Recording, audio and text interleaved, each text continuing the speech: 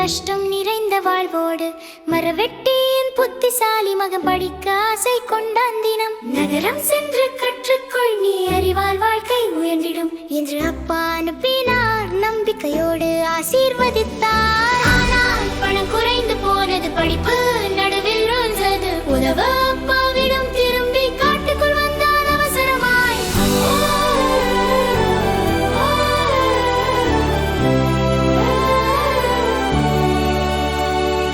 அப்பாவுடன் மரம் வெட்ட காட்டின் உள்ளே சென்றான் இடம். பழைய ஓர் மரம் கீழே நின்றான். அப்போது கேட்டான் ஓர் சத்தம், என்னை விடு, நான் இங்கே. மரத்தின் உள்ளே ஓர் குரல் கேட்டான். இருப்புடன் தோண்டி பார்த்தான். சிறிய பாட்டில் ஒன்றை கண்டான். சிந்தித்து செய், அவசரம் வேண்டாம், புத்தி இருந்தால் பயமில்லையா? அறிவே உன் சக்தி நண்பா, அதுதான் காப்பாற்றும் நம்மா. பயம் வந்தாலும் அமைதியாய் யோசித்து நில் தைரியமா. நல்ல சிந்தனை வெற்றி தரும், நம் வாழ்க்கை பொன்னாகும்.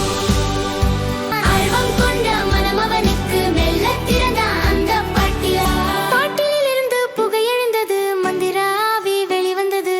நான் மிக வலிமை வாய்ந்தவன் என்று சிரித்தது சத்தமாக. ஆனால் கண்கள் வஞ்சகம், அதை உணர்ந்தான் அவன் உடனே. உன் அளவு இவ்வளவு பெரியது, அப்படின்னா சிறிய பாட்டிலில் எப்படி?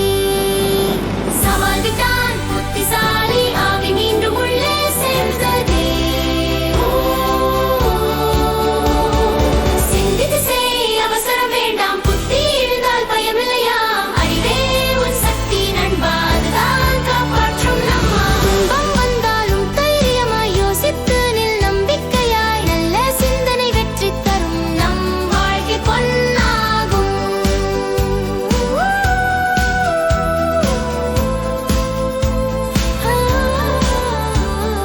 என்னை விடு, பரிசு தருவேன் என்று கெஞ்சியது அந்த ஆவி. மந்திர துணி கொடுத்தது, அது இரும்பும் வெள்ளியாக மாறியது. அதை கொண்டு வீடு திரும்பி அப்பாவை மகிழ்வித்தான். அவன் அறிவும் தெரியும் சேர்ந்தால் வாழ்க்கை நிச்சயம் மாறும்.